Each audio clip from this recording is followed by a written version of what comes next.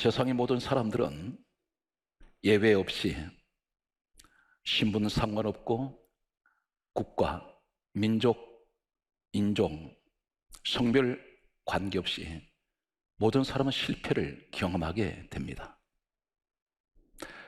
점점 인생을 살다 가다 보면 발자국이 남게 됩니다. 그 내딛는 발자국들 뒤돌아보았더니 한때는 기뻐했고 행복했던 발자국이 흔적이 남아 있습니다. 그런데 행복했던 그 순간은 짧고 긴 시간 속에 슬픔과 실패와 좌절의 아픈 기억 속에 있는 발자국들이 그대로 남아있는 지난날의 과거의 모습을 돌아보게 됩니다. 많은 사람들이 실패합니다. 가정생활도 오늘 이 시간에 어쩌면 사업을 실패한 분도 있을 것입니다. 사랑했던 사람과의 관계가 실패했습니다. 이제는 남남이 되어서 어디에서 무엇을 하고 사는지 이제는 소식조차 없는 이런 사람들이 있습니다. 오늘 이 시간에도 많은 인생에 실패한 분들에게 오늘 하나님께서는 어려운 이 시대에 우리에게 소망의 말씀을 주고 계십니다. 성경 속에는 많은 실패한 사람 가운데 한 사람이 소개되고 있습니다.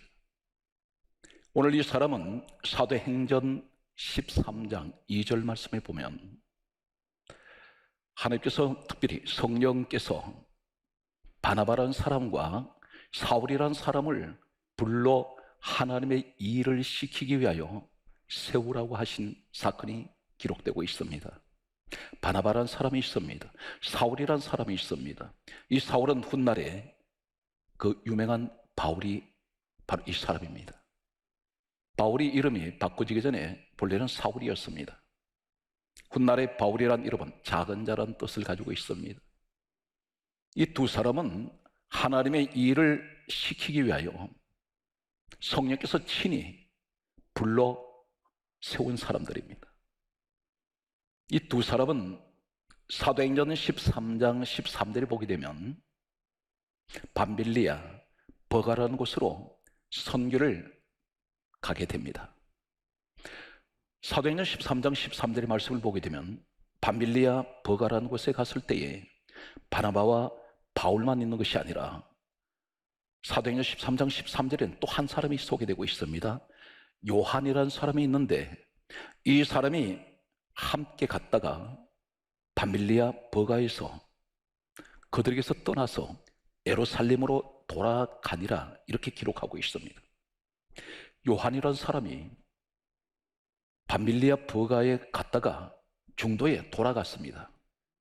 성경은 이 사실을 대단히 강조하고 있습니다. 이 사람이 누구일까요? 우선 바나바와 이 바울이 선교하는 이 현장으로 여러분을 인도합니다. 사도행전 13장 13절에 요한이라는 사람이 밤빌리아 버가에서 바나바와 바울을 떠나서 예루살렘으로 다시 돌아갔다는 말씀과 함께 14절에 이어서 이렇게 기록하고 있습니다. 바나바와 바울은 비시디아 안디옥으로 갔습니다.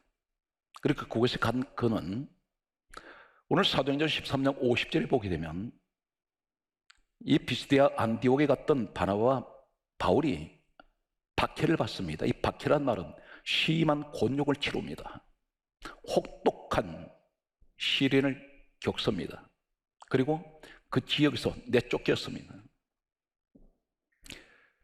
오늘 이러한 상황이 성경에 기록되어 있는데 이 요한이라는 사람은 처음에는 이 사람들이 예루살렘에서 밤빌리아로 갈 때는 선교 열정에 불탔을 것입니다. 하나님의 일을 하기 위해서 동행하고 있습니다. 대단히 선하고 거룩한 일이었습니다. 하나님이 가장 기뻐하시는 일이었습니다. 마가복음 1장 38절의 말씀을 보게 되면 예수님께서 이 땅에 오셔서 하시는 말씀은 나는 전도하러 왔다. 우리 주님의 늘 마음에 품고 계셨던 33세까지 이 땅에 계실 때 주님의 마음은 불타는 그 뜨거운 열정은 계속 말씀하셨습니다. 성령이 이 땅에 임하시는 것도 요한복음 15장 26절에 오직 성령이 우리에게 임하시면, 진리의 성령이 오시면 그가 나를 증언할 것이요 예수님을 전도하고 전하기 위해서, 선교하기 위해서 성령이 임하신다는 것입니다. 그러면서 사도행전 1장 8절에는 마지막 떠나실 때도 오직 성령이 너에게 임하시면 너희가 권능을 받고 예루살렘과 온 유대 사마리아 땅끝까지 이르러 내 정인 되어라. 계속 선교에 대한 말씀을 하시고 떠나셨는데, 오늘 바나바, 바울, 요한이라는 이 사람들은 주님의 지상명령인 이 명령을 수행하기 위해서 머나먼 예루살렘에서 밤빌리아로 왔습니다. 그런데 요한이라는 사람이 왜 하필이면 이 밤빌리아, 이 먼 곳까지 와서 다시 그런 선교를 포기하고 돌아갔을까요? 바로 이 요한이 누구있냐면 마가 요한이라는 사람입니다. 성경에는 요한이라는 이름이 많이 등장을 합니다. 어쩌면 그 당시에는 맷집 건너서 요한이라는 이름을 가진 사람들이 있을 정도로 많은 사람들이 요한 이름을 사용하고 있었습니다. 이 사람은 마가 요한, 이렇게 부르는 바로 이 사람은 원래 마가라는 말은 라틴어입니다. 라틴어에서 이 마가의 뜻은 어젓한 자, 요한이란 말은 히브리어입니다.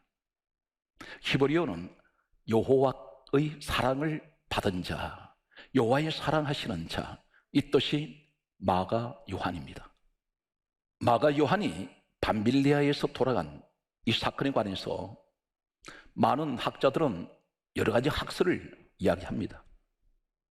그 가운데서 대다수 학자들이 이야기하는 이 마가 요한이 밤빌리아에서 돌아가게 된 그 동기에 관해서는 지역 환경에 관해서 말하고 있습니다.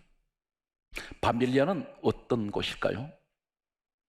이 밤빌리아라는 지역은 도리아 3부족이 있었습니다. 도리아라는 3부족이 있었는데 이 사람들 가운데에서 한 부족인 밤빌리아에 사는 사람들이 있습니다. 이 사람들 가리켜 밤빌리아족이라고 부릅니다. 이 밤빌리아 지역은 해안가에 있습니다. 해변가에 위치한 이 밤빌리아 지역은 밤빌리아 버가라고 말하거니, 버가는 밤빌리아 지역에서 가장 큰 도시 이름입니다. 그런데 이 사람들은 전통적으로, 이 밤빌리아 사람들은 어떤 출신이냐면 해적 출신들입니다. 밤빌리아 지역의 배가 이 지역을 통과하거나 항해할 때 그 배를 습격을 합니다. 그래서 그 배에 있는 여러 가지 물건들을 약탈을 합니다. 남의 것을 강탈해서 먹고 사는 사람들이 밤빌리아 지역에 사는 사람들이었습니다. 이 사람들은 해적 출신들입니다. 그리고 이 사람들은 혼혈족들입니다. 토착민들과 헬라인들이 결합을 해서 여기서 수많은 혼혈아들이 태어났습니다. 이 밤빌리아 지역에는 거의 혼혈아 사람들이 살고 있었습니다. 이 사람들은 강도들입니다. 이곳에 바나바와 바울이, 그리고 마가 요한이 그곳에 갔을 때 마가 요한은 두려움을 느꼈을 것입니다. 생명의 위협을 느낍니다. 이 사람이 처음에 선교 여행을 떠나기 위해서 출발할 때는 많은 사람들에게 환영받으면서 박수를 받으면서, 아니면 대접을 받으면서 이 사람이 선교할 줄로 생각했는지 모릅니다. 그런 상황은 정반대였습니다. 가지고 있는 재물을 빼앗길 뿐 아니라 생명의 위험마저 느끼는 이 사람은 밤빌리아 사람들이 볼 때에, 낯선 이방인들이 들어왔을 때에 눈에 살기를 가지고 죽일 것 같이 오늘 이 사람들을 주시하고 있는 그 모습은 섬뜩한 그런 공포감을 느낄 수밖에 없었습니다. 마가 요한은 여기서 자칫하면 죽을 것 같은 위기를 느낀 그는 돌아갈 수밖에 없었습니다. 이곳에서 또 비시디아 안디옥이라는 곳이 어떤 곳이냐면 밤빌리아 버가에서 비시디아 안디옥으로 가려면 엄청난 험준한 산을 넘어가야 합니다. 이 비시디아라는 이곳은, 이 이름은, 지명은 어떤 지명을 가지고 있느냐면 산맥을 말합니다. 험준한 산입니다. 당시에 로마의 식민지로 지배를 받던 이 밤빌리아 이 지역은, 이 로마는 전 세계를 점령해 나갔습니다. 그런데 아우구스투스 로마의 황제가 있습니다. 이 사람이 비시디아 이 산을 정복하는 데에 엄청난 험준하고 산악이 악한 그런 산악이었습니다. 낭떠러지가 사방에 이 송곳같이, 그리고 칼날같이 절벽들이 수없이 솟아있는 이곳을 바나바와 바울이 그곳을 넘어서 비시디아 안디옥으로 가야 합니다. 마가 요한은 상상만 해도 끔찍했습니다. 어떻게 이런 곳으로 왔을까? 그런데 그가 직접 목격은 하지 않았어도 오늘 사도행전 13장 50절 말씀을 보면은 겨우 비시디아 안디옥에 갔던 바나바 바울은 환영받지 못합니다. 박해를 받습니다. 그리고 내쫓겼습니다. 이러한 상상을 마가 요한은 할 수 있습니다. 이렇게 푸대접 받으면서 이곳에 와서 자칫하면 죽을 수 있는데 돌아가야 되겠다. 이 사람은 선교에 실패한 사람입니다. 그런 선교사에게 나고자가 됩니다. 그런 돌아갔습니다. 우리 주변을 봅니다. 목적은 대단히 선합니다. 처음에는 무엇을 하든지 열정을 가지고 뜨거운 그런 마음으로 사람을 사랑했습니다. 사업도 시작했습니다. 교회 사명도 무엇인가 열정 가지고 주님 일이니까 최선을 다해 보려고 했습니다. 그런데 전혀 예기치 않았던 밤빌리아 버가 같은, 비시디아 안디옥 같은 이런 큰 장벽이, 무시무시한 내게 앞에 가로막힌, 전부 칼끝이 나를 향해 있는 이런 위기 앞에 내가 서 있다는 사실을 깨달을 때에 모든 것을 포기하고 싶습니다. 절망하게 됩니다.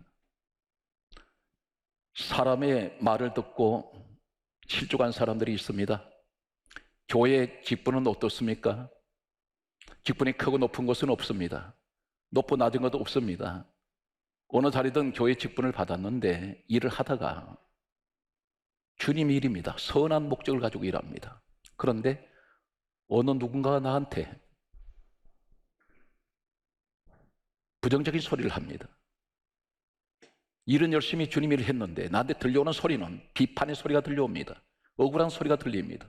이때에 이 사역은 중단하게 됩니다. 직분을 내려놓습니다. 발로 걷어 차버립니다. 내게 불이익이 온다는 사실을 깨달을 때에 내가 왜 굳이 이렇게 해야 되는가? 내 돈 써가면서, 내 몸 희생하면서, 시간을 내가 투자하면서 구태여 이렇게 해야 되겠는가? 이 회의에 빠지게 됩니다. 결국은 마가 요한 같은 결정을 하게 됩니다. 하나님 일에 실패해버립니다. 직분을 받아놓고도 중도에 내려놓는 사람들이 있습니다. 하나님이 내려놓으라 하신 것이 아니라 자신 스스로가 기분 나쁘다는 것입니다. 내 마음에 들지 않는다는 것입니다. 사방에서 부정적인 소리가 들려옵니다.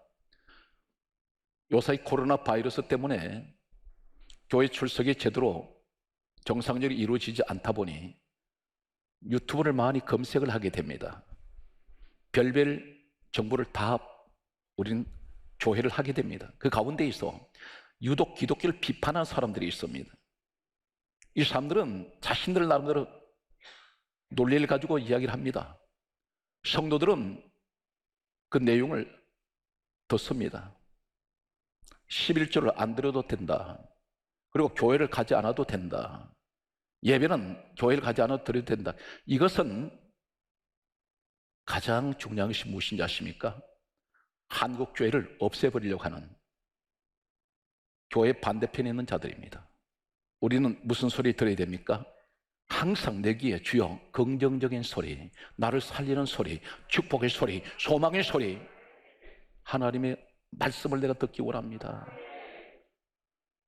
사방에 한 가지 기억하십시오.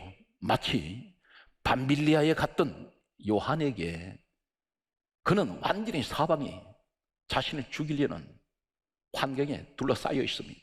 지금 이 시대가 그렇습니다. 내가 강해지지 않으면, 내가 믿음이 강해지지 않으면 사방에서 나 죽이려고 합니다. 온갖 질병.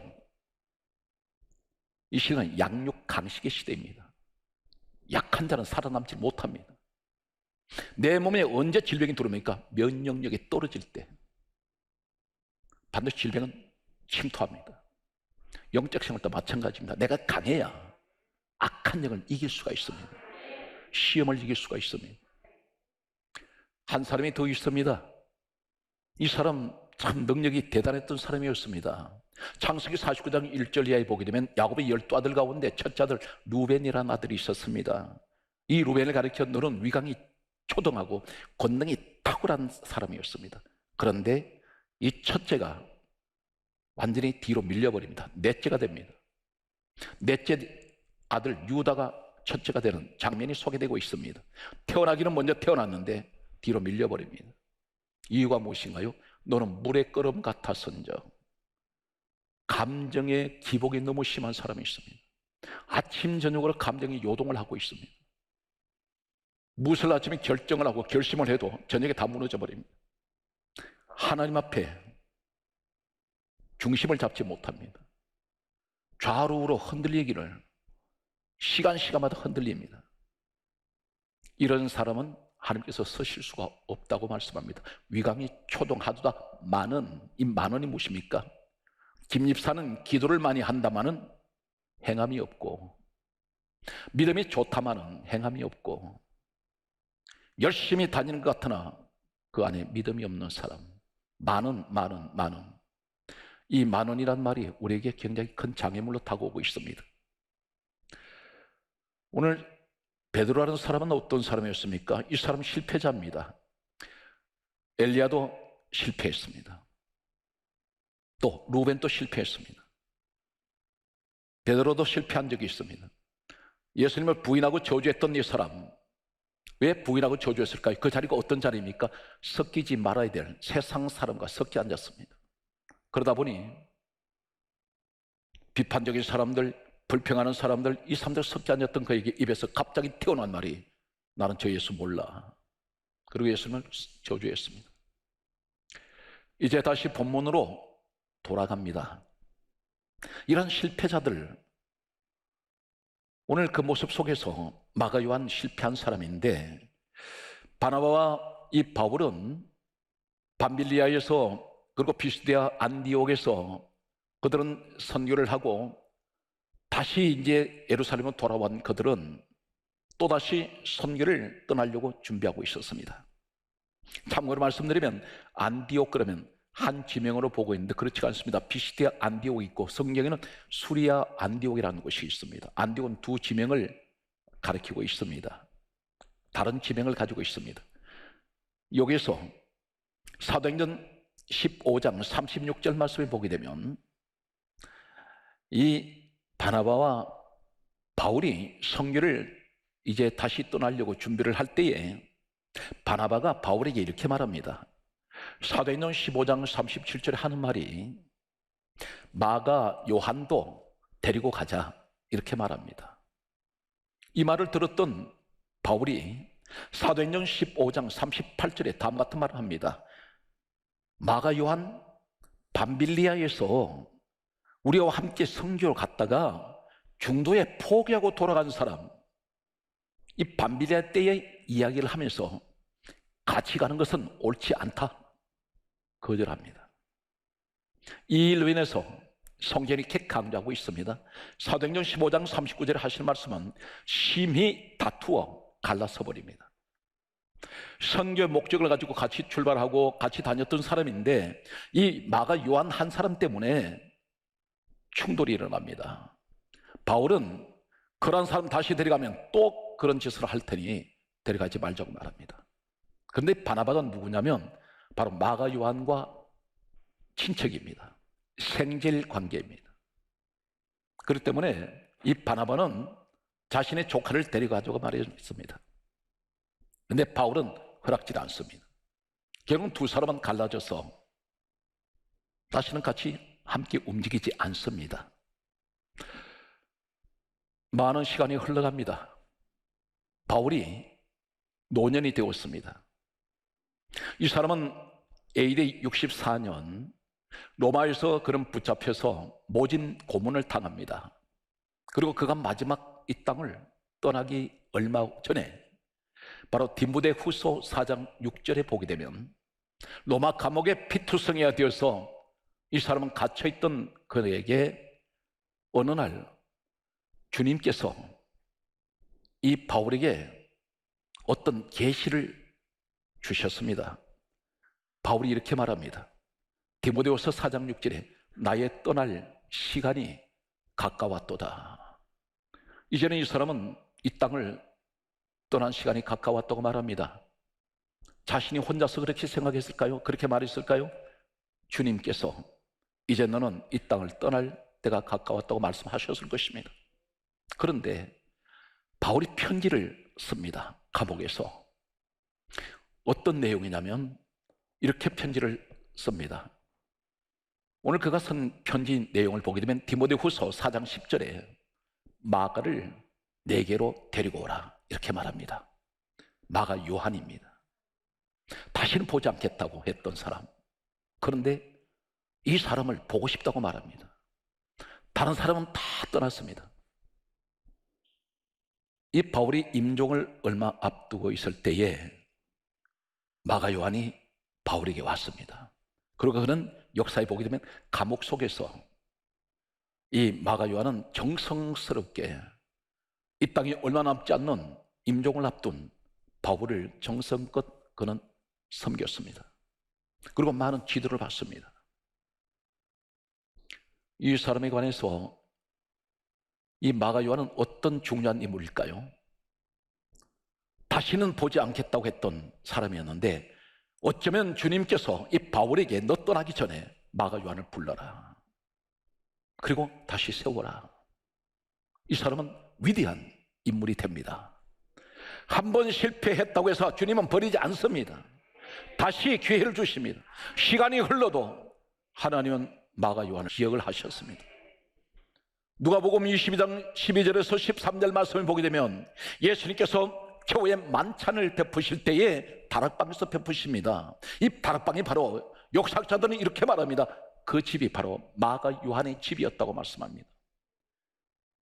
사도행전 1장 13절의 말씀을 보게 되면 120명이 오순절날 성령이 임하실 때에 120명이 열흘 동안 기도했던 다락방이 있습니다. 이 다락방이 바로 마가 요한의 다락방, 바로 그 집이었습니다. 바로 예수님이 최후의 만찬을 베푸시던 그 다락방이라고 알려져 있습니다. 사도행전 12장 12절 말씀을 보게 되면 초대교회에 수많은 사람들이 예배 장소, 집회 장소, 기도 장소로 바로 마가 요한의 집을 오픈시켜 놓았습니다. 다 열어놓았습니다. 그 집은 개인 가정의 집이 아니었습니다. 예배하는 집이었습니다. 만인들이 모여서 예배하는 집으로 완전히 열어놓았습니다. 이 사람은 바로 위대한, 우리가 가지고 있는 사복음서 마태, 마가, 누가, 요한복음 중에 마가복음을 기록하게 됩니다. 이 사람은 위대한 인물이었습니다. 한때는 그는 너무 자신이 힘들어서 포기하고 돌아갔던 사람을 주님께서는 바울을 통해 다시 불러셔서 이 사람을 세우시게 됩니다. 이 사람 마지막 일생은 이집트로 가서 알렉산드리아 교회를 세우게 됩니다. 여기서 그는 순교를 하게 됩니다. 장렬한 죽음을 맞이합니다. 우리 주님은 어떤 분이십니까? 우리 예수님께서 이 땅에 왜 오셨습니까? 이 땅에 오셔서 무엇을 하러 오셨습니까?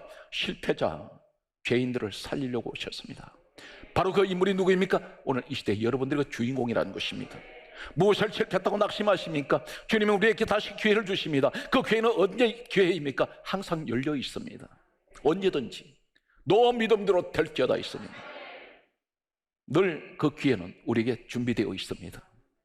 이제는 하나님, 지난날의 모든 실패했던 내 삶 속에서 이제는 주님 앞에 다시 나는 준비하고 일어나기를 원합니다.